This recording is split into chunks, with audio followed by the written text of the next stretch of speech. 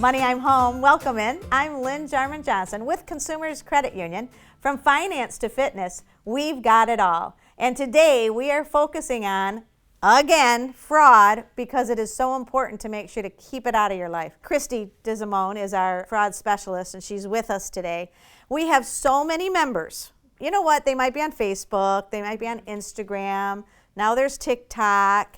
Okay, post a picture, and all of a sudden I get what's called a DM, direct message. Aren't you glad I even know that? I am. And in it was like a, hey, Lynn, we really want you. Can we use your picture to do A, B, and C? And also we'll pay you.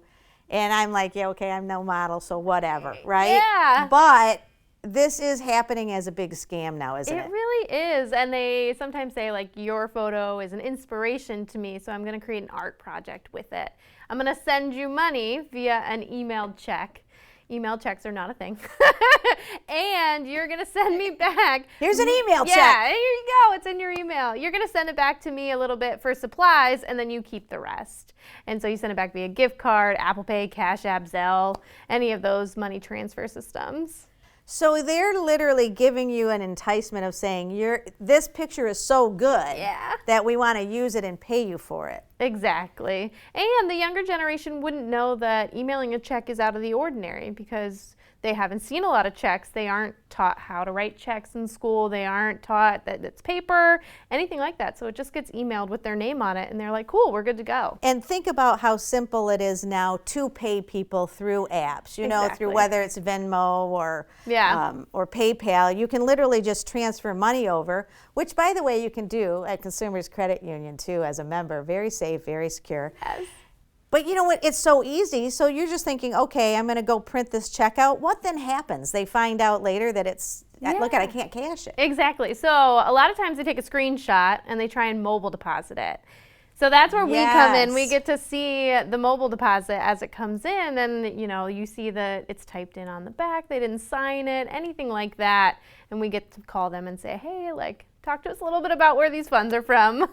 Well, and how important is that, though? Yeah. You can stop it before it even starts, Exactly. really. We can see it, and then we can ask questions, and in asking questions, you get to break down that scam and actually have a really good teaching moment with a generation that doesn't use checks often. Well, and, we talk about the fact that I said about consumers being safe and secure, but anyone who's utilizing Venmo or PayPal as their deposits and keeping large amounts of money in there, what's an issue that comes along with that? Yeah, it's really easy to scam those, or scammers will ask for that information and they will be able to get into it and try and transfer that money out. We've seen that where they get their information and they're like, oh, it's for a loan, so we're going to give you our information and you can use my Cash App account, and they transfer those funds out. And away it goes. And and it's hard to trace, it's hard to figure out where it's going, so those apps sometimes are prone to scams. And the other aspect that you always mention is about these scams where you get an email or you get a text and it looks like it is from your account. Like it looks exactly like it's from PayPal as an example. And hey, you have an invoice for this amount. Yeah. And it's truly just not even real. No, and sometimes they'll throw in like a number or like a number for them to feel a little bit more, legitimate, but it's really not. It is them scamming it. They'll even take you to a website that could potentially look exactly like the website you were trying to get to, but it's really just a spoofed site. And then when you take a look at the whole conversation about someone is all of a sudden wanting to feel, oh, wow, my picture, whether it be your personal image or a picture that you took and put up, you're getting that flattery. You see all over the news, all of these influencers that are making millions of dollars. And so all of a sudden, why wouldn't you think, oh, this is where I can break into that business? Exactly. And so that's kind of what they're playing on, is that little bit of vanity, and then the world we live in where influencers are making a lot of money doing those kinds of things with their images. And so they're able to say, hey, you're going to do this, you're going to give us this, and it's going to be this beautiful art piece, and then it's not, it's just a scam. Where is it that someone can really understand that this is truly an offer because someone really does want to utilize your talent, and it's an authentic location, versus this, hey, look it. And is it 99% of the time, hey, we're going to send you an electronic check? Yeah, it really is. And a lot of times with influencers, and from my knowledge of that, there's a lot of brand deals and things that they do that are not text messages or direct messages. So if somebody really wants to get a hold of you to use your images, there will be other ways in a professional setting that they can get a hold of you besides a DM. Right, and so important, isn't it? Yeah, it is. Do you think that that's kind of like where the hesitation should come in, even just right at the beginning with the DMs? Yeah, I think it should be. You should at least be skeptical, and then when they say, I'm going to email you a check, that's where the red flag is, and you have to say, oh, I know that's not a thing. In those apps, when we say DM, it's direct, it's like an email, right? Yeah, it's kind of like an email, but it's also more of a chat. So if someone wants to send you an email from a brand or something that's very professional and that kind of thing, they will. But a direct message, I feel like, is more of like a chat, maybe. Okay. And it's inside the app. Yeah, it's inside the app. So you can do it on Facebook Messenger, you can use, and then Instagram has direct messages, things like that. So, Christy, I have a niece who is an influencer, and she has hundreds of thousands of followers and does a fabulous job. But as her aunt, I look at it and I'm like, oh my gosh, it makes me nervous. Right. How do you protect your kids if they're on and could be really influenced by these scams? Yeah, so communication is the most important thing. You have to be able to communicate about what's going on. I know certain parents will have the logins and be able to log in and make sure everything's okay, checking out the messages, things like that. But it really is communication and education. So make sure they understand what could happen, what scams are out there by educating yourself, listening to these podcasts, or talking to other financial institutions or us about the scams that are going on. And the hard part is you want the independence of your children as they grow older, right? But in today's social world, whether it's gaming or apps on your phones, there are people out there trying to do harm. Yep.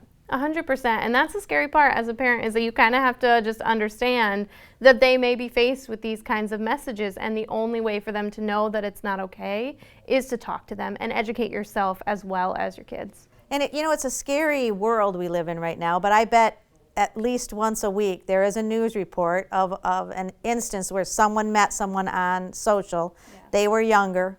And thankfully, there's a lot of people that will step in advance before harm is done. But that really is to me, that's the thing that as a parent I can say, look, this is why we really need to make sure we have open policies on where you're surfing and what you're doing. Right, and it's important to say, hey, if you fall for a scam, that's okay, but you got to talk to me about it. You got to let me know so that I'm aware, so we can learn together and that kind of thing moving forward. One of the things, Christy, I think that we offer here at Consumers that can help a parent, what about joint accounts that you can open up with your child so you can see what's going on? Yeah, so you can step into any Consumers and open a joint account with your son or daughter, and then you can help monitor or teach about how to use a bank account, what goes in there, any deposits that come in. You can ask questions and talk about it, and it's a great way to keep kind of an open dialogue about that. Well, how often are you receiving information and calls? Is this something that's so prevalent that we just are like, wow, this really is happening right here in West Michigan? Yeah, I think I've gotten 3 already this morning where it's like, hey, your address is undeliverable from UPS, or it's, hey, your account at this financial institution has fraud on it. And I'm like, I don't even have an account at that financial institution. Yeah. So you personally have received 3 today? Yeah, today. Yeah, just about things that I'm like, that doesn't make any sense. But in the moment when you get it, you're like, oh, this could be true. Like UPS could be trying to send me something. The UPS one gets me I know, every time. right? I always like, oh, wait a minute, I don't have anything yet. Exactly. I don't think. Yeah, see, for a second you doubt yourself. You're like, I may. Don't click the link. Don't do it. When we talk about that, whether it be now texting is so prevalent, I think I did receive actually 2 over the weekend. And one, I just said stop to both. How important is it that you stay on your game and block those numbers, report that information? It's super important. That's the only way you can combat fraud, is by education and blocking the attempts that you have. So it's very important to make sure you do that. And don't be shy, right? You're not going to hurt anybody's feeling. No, don't be shy. No, come to us, talk to us. We want to make sure that you take care of those scammers and you give them the boot. We don't want them on your phone, so make sure you block everything. Well, and when you block someone, that means that number no longer can contact you, correct? Correct, yeah. Yeah. And it is blocking the same thing as just deleting? No, so deleting, it can come back. So you haven't blocked the number. Blocking is like, hey, don't let this number ever contact me ever again. If they try and call, it goes straight to voicemail, but they can't leave a voicemail. So now, Chrissy, let's say I block someone just like you said to do.